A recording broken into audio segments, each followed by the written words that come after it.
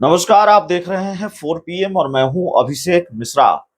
नीतीश सरकार के मंत्री और जेडीयू के बड़े नेता, नीतीश कुमार के करीबी नेता अशोक चौधरी, जिनकी पहचान यह है कि वो नीतीश कुमार के बड़े करीबी नेता हैं, वो अपनी ही पार्टी के विधायकों, नेताओं और मंत्रियों के निशाने पर आ गए हैं। माफ कीजिएगा, प्रवक्ताओं के निशाने पर आ गए हैं या प्रवक्ता के निशाने पर आ गए हैं। जेडीयू के मुख्य प्रवक्ता के निशाने पर आ गए हैं।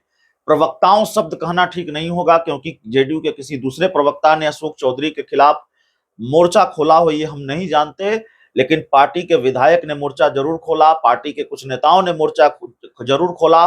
और जेडीयू के मुख्य प्रवक्ता नीरज कुमार ने जो कहा, मुझे नहीं लगता कि अशोक चौधरी के राजनीतिक जीवन में किसी राजनीतिक विरोधी ने भी इतना कड़ा हमला किया होगा, इतना आक्रामक हमला किया होगा। मेरी अपनी राजनीतिक समझ जो कहने की इजाजत दे रही है, मैं वही कह रहा हूं।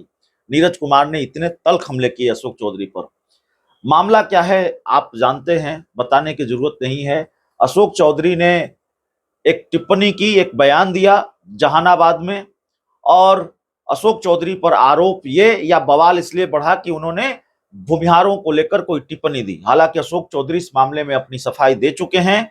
उन्होंने भूमिहार जाति के सभी लोगों के लिए नहीं कहा, उन्होंने जगदीश शर्मा के लिए कहा, पूर्व सांसद के लिए कहा, उन्होंने उन लोगों के लिए कहा जिन्होंने अपनी पोटेंशियल का इस्तेमाल किया होता, जिन्होंने अपनी क्षमता का इस्तेमाल किया होता अगर जहानाबाद में लोकसभा चुनाव में, तो जाहिर तौर पर जेडीयू के उम्मीदवार की हार नहीं होती, परिणाम दूसरे होते। और नीतीश कुमार ने जिनको ताकत दी, उन्होंने नीतीश कुमार की मदद नहीं की। यह संदर्भ था अशोक चौधरी के मुताबिक। अशोक चौधरी ने जो सफाई दी, अशोक चौधरी एक बार जेडीयू के राष्ट्रीय अध्यक्ष ललन सिंह से भिड़ चुके हैं, और ये भिड़ंत कथित तौर पर मुख्यमंत्री आवास में ही हुई थी। जो चर्चा होती है, जो बात निकलकर सामने आती है, और अशोक चौधरी और ललन सिंह के बीच जब भिड़ंत हुई तो कमोबेश अशोक चौधरी इस मामले में भारी पड़े। अशोक चौधरी जेडीयू के नेता और अपनी ही पार्टी के राष्ट्रीय अध्यक्ष से भिड़ गए, लेकिन उस समय अशोक चौधरी का बाल बाका भी ललन सिंह नहीं कर सके। उनका, अशोक चौधरी का कुछ भी नहीं बिगड़ा, अशोक चौधरी को कोई नुकसान नहीं हुआ, उनके खिलाफ कोई एक्शन नहीं हुई। अगर वो अपने राष्ट्रीय अध्यक्ष से भी भिड़ गए तो नीतीश कुमार के करीबी थे, करीबी रहे और करीबी बने रहे। ललन सिंह ने पार्टी से इस्तीफा दिया, मतलब राष्ट्रीय अध्यक्ष पद से इस्तीफा दिया, पार्टी से इस्तीफा नहीं दिया, जेडीयू के राष्ट्रीय अध्यक्ष पद से इस्तीफा दिया। हालांकि उन्होंने कहा कि मुझे माफ कीजिएगा, मुंगेर में प्रचार करना है, मुंगेर में समय देना है, इसलिए मैंने इस्तीफा दिया है। लेकिन उनके इस्तीफे की कहानी बहुत सारी बताई जाती है। तो खैर, ललन सिंह से भिड़कर अशोक चौधरी बच गए।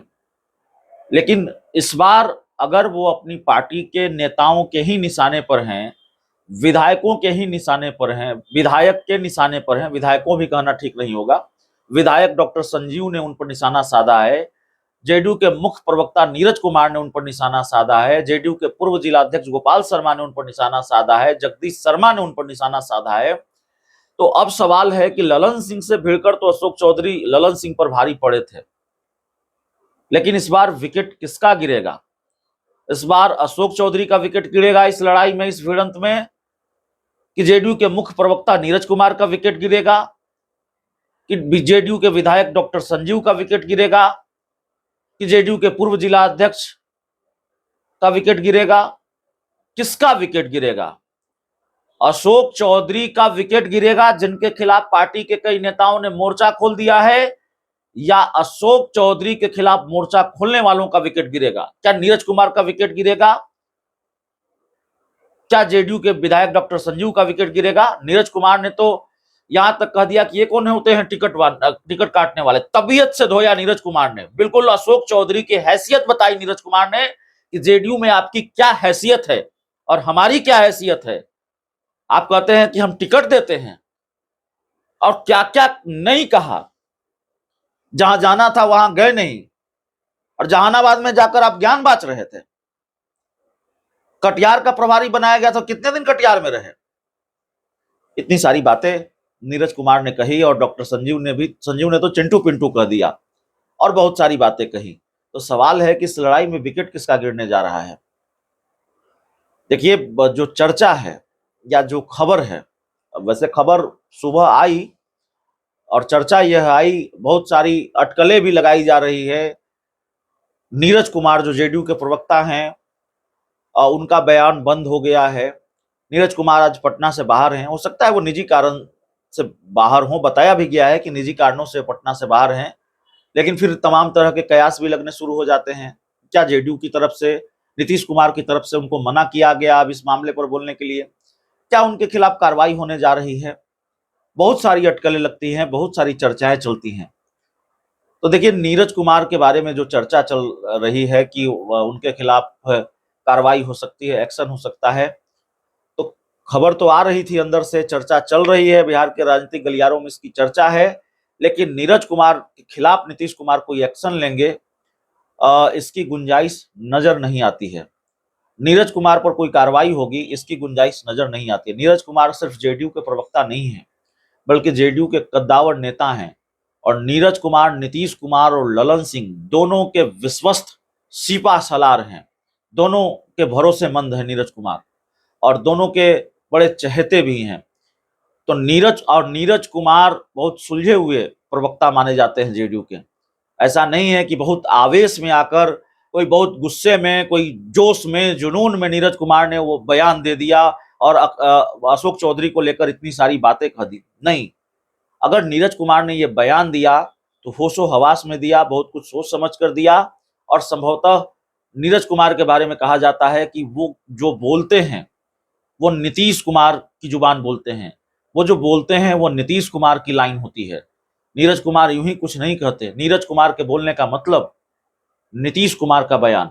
नीरज कुमार अगर बोलते हैं तो शब्द नीरज कुमार के होते हैं, लेकिन इसका मतलब होता है कि नीरज कुमार को नीतीश कुमार का आदेश है, या नीतीश कुमार को विश्वास में लेकर नीरज कुमार कोई बयान देते हैं। तो इस हिसाब से इसके कई उदाहरण हैं। नीरज कुमार ने अगर बोलना शुरू कर दिया, नीरज कुमार अगर जेडीयू अगर बीजेपी के साथ गठबंधन में है, और नीरज कुमार और केसी त्यागी ये वो लोग हैं जेडीयू के जिन्होंने अगर गठबंधन के सहयोगी दल के खिलाफ ही बोलना शुरू कर दिया, तो फिर आपको यह मान लेना चाहिए कि अब रिश्ता टूटने वाला है। तो नीरज कुमार का जो बयान होता है काफी विश्वसनीय बयान होता है, उससे बड़े संकेत मिलते हैं।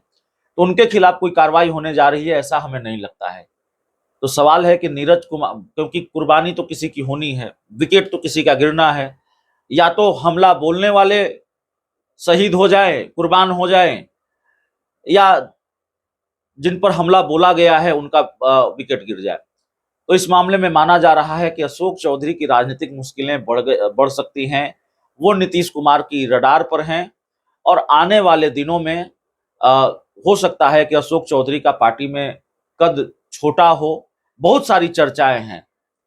देखिए, मैं कोई ज्योतिषी नहीं हूं कि ये होने ही जा रहा है, लेकिन बहुत सारी चर्चाएं चल रही हैं, और राजनीतिक गलियारों में बहुत सारी चर्चा चल रही है अशोक चौधरी को लेकर, नीरज कुमार को लेकर, और जेडीयू के विधायक संजीव कुमार को लेकर।